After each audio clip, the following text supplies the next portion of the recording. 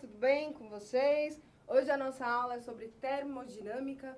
A gente vai falar então sobre gases ideais, equação geral. Ô, o que você está fazendo na minha super aula aí, meu? simples. É minha matéria aí, pô. Pera aí, que história é essa? Tudo bom?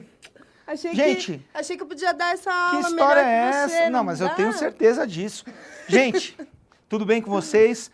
Assistam as aulas da Renata, filosofia. Não sei se você sabe, física é filosofia da natureza. Então, ou seja, eu estou plenamente apta para dar essa aula no lugar do Jordi. Então, valeu, Jordi! valeu pela presença. Valeu, Rê, até mais. Aí, gente, fica com a aula do Jordi, que eu tenho certeza que vai ser muito melhor do que a aula que eu daria para vocês. Tenho certeza que vocês vão gostar. E eu vou deixar vocês, então, com o Jordi agora. Obrigada, Valeu, Rê. Jordi. Tchau, tudo de bom.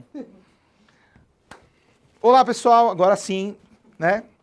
Bom, a gente vai então começar um assunto aí da termodinâmica, um assunto que aparece nas provas de física e também nas provas de química.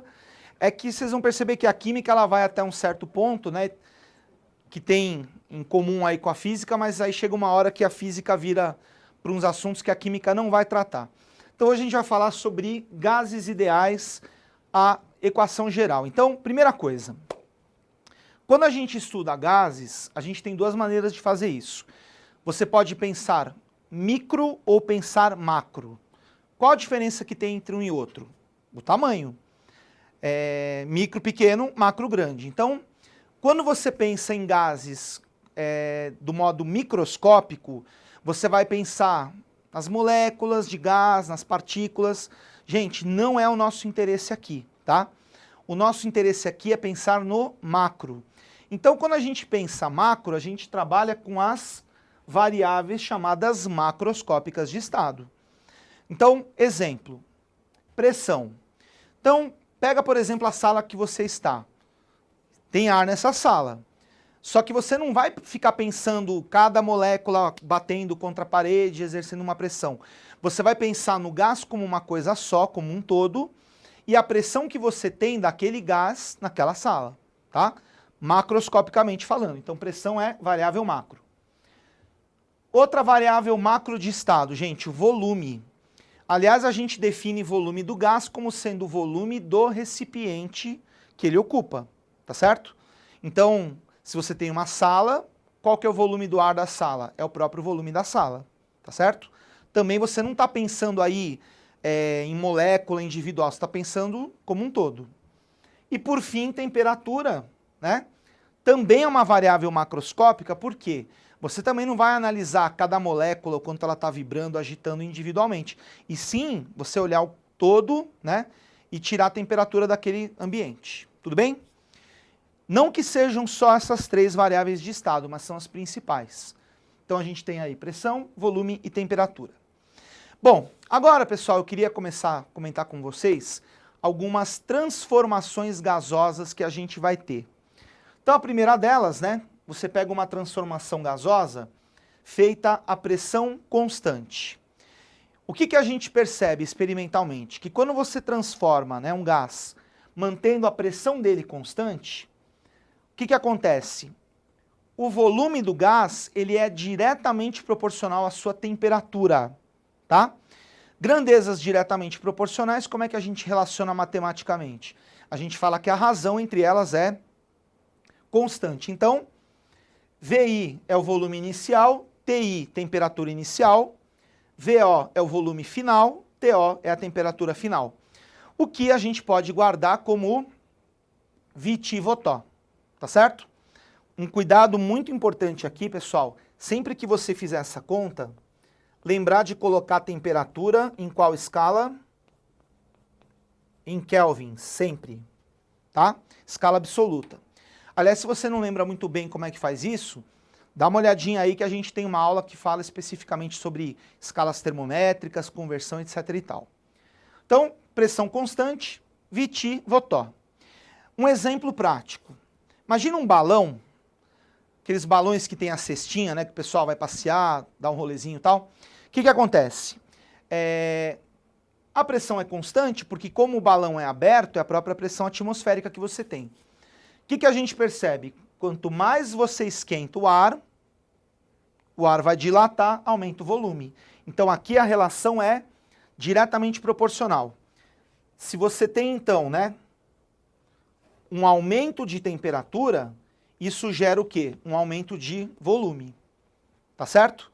Então, sempre as duas vão ser diretamente proporcionais. Belezinha?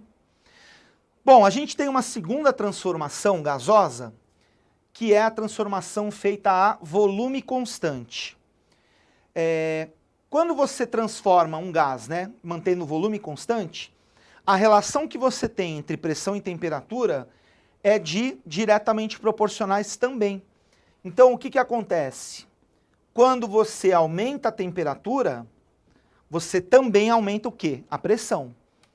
Então, como é que fica a conta? PI, pressão inicial, TI, temperatura inicial, PO, pressão final e TO, temperatura final. Piti, potó. Um bom exemplo prático aqui é você pensar em panela de pressão. Então, panela de pressão, como é que funciona? Você tem lá, você usa geralmente para cozinhar alimentos mais duros, né? Que demorariam mais para cozinhar. E, inclusive, tem uma aula nossa aí anterior que fala justamente sobre isso, né? Você, aumentando a pressão, você acaba atingindo uma temperatura maior e o cozimento do alimento, ele está sempre relacionado com a temperatura que você atinge. Então, o que acontece? Na panela de pressão, você começa a esquentar a água, uma hora ela ferve. Gente, lembra que o nosso assunto não são os líquidos, são os gases. Então, eu tenho que olhar o vapor que está dentro da panela. O que que a gente percebe? Que quanto maior a temperatura, o que que vai acontecer? Maior a pressão que você vai ter lá dentro. Tudo bem? E bom, tem uma outra transformação também importante, que é a transformação feita a temperatura constante. Então, o que que a gente percebe? Que quando você pega e mantém a temperatura do gás constante, qual a relação que tem entre pressão e volume? Cuidado, pessoal, até agora foram diretamente proporcionais. Aqui nesse caso, elas serão inversamente proporcionais. Então, o que que vai acontecer? Quando você, por exemplo, aumenta a pressão, PI é pressão inicial, VI é volume inicial, PO é pressão final e o VO é volume final. Quando você aumenta a pressão, o que que vai acontecer? Você vai diminuir o volume, tá? Exatamente o mesmo tanto que você aumentou de pressão, e quando eu falo o mesmo tanto, não é que você vai somar ou subtrair, e sim multiplicar ou dividir. Então, por exemplo, dobrou a pressão, o volume cai para metade. Ó, um exemplo é você pegar, por exemplo, uma seringa, tira a agulha, por favor, com ar mesmo. Aí você coloca o dedinho na extremidade, né, do êmbolo, e aí você comprime o êmbolo.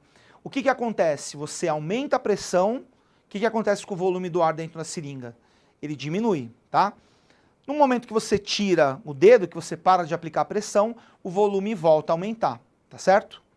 Então, no caso aqui, inversamente proporcionais, como é que ficou? PV povó. Agora pergunta, gente, para encerrar esse assunto de agora. Será que eu tenho que ficar decorando vitivotó, pitipotó e PV povó? Na verdade, não, né? Na verdade, pessoal, a gente pode juntar essas três conclusões numa única conclusão, que é o que nós chamamos de equação geral dos gases perfeitos, que é o famoso PVT povotó. Então, juntando as três conclusões, né, você acaba tendo essa relação, PVT povotó. Ah, professor, mas e quando eu tiver uma transformação com a pressão constante? Ora, você corta a pressão e fica o quê? O vitivotó. Ah, e quando tiver uma transformação com volume constante? Corta o vi com o vó, fica pitipotó. E a mesma coisa quando tiver temperatura constante, corta o ti com o tó, volta para o pivipovó. Lembrando mais uma vez, pessoal, temperatura sempre em kelvins, tá? Bom, dá uma olhada aqui na sequência, a gente vai fazer alguns exercícios aí para aplicar o que a gente acabou de ver. Obrigado, gente, valeu, até a próxima.